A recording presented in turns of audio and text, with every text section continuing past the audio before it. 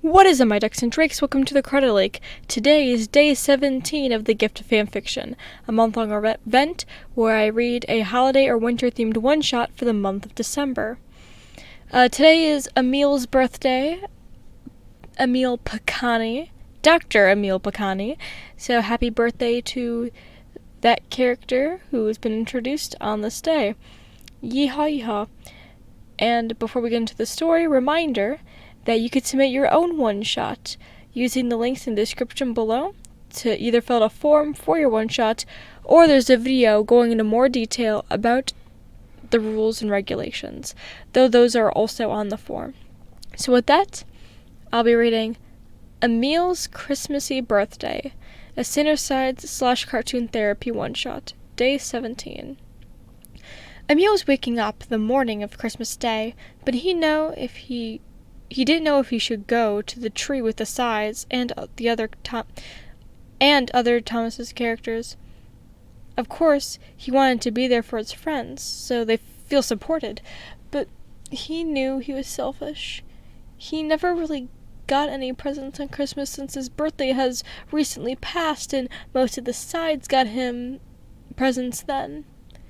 He would prefer the gifts on Christmas, though, as then he wouldn't be left out when everyone else opens gifts. But he couldn't let his friends down, so he walked out of his room and went past the living room into the kitchen, where he started to make a cup of coffee. The smell of it filled the air, and next thing he knew, Logan was coming out to get another mugful. "Good morning, Dr. Picani. Merry Christmas." Logan went to the coffee pot. "Merry Christmas, Logan. How is the book you're reading? I've heard good things about it." Logan took a long sip of his coffee before replying. "The plot is interesting enough. The choice to make it so that the office is in a cave was a weird choice, but the character development is abysmal. What they gain is forgotten almost immediately. It's quite strange, if I do say so myself. What about your literature?" The two continued to talk about their literature, as they did every once in a while, since those two were usually the first two up. Logan really liked the doctor's company. It was the most sane conversation he really ever got. About 15 minutes later, Roman and Patton came running out, Virgil over Roman's shoulder. "Hello, guys. Are we ready for gifts?" Patton cheered. "Actually, no. Janice, Remus, and Remy aren't here yet." Patton looked quizzically behind Logan, so he turned around and saw that Janice and Remus were right behind him. He got scared, sure, but he held in his jump to keep him from getting made fun of.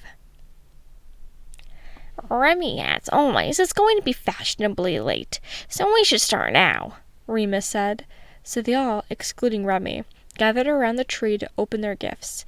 Logan received various ties, literature, and tabletop games.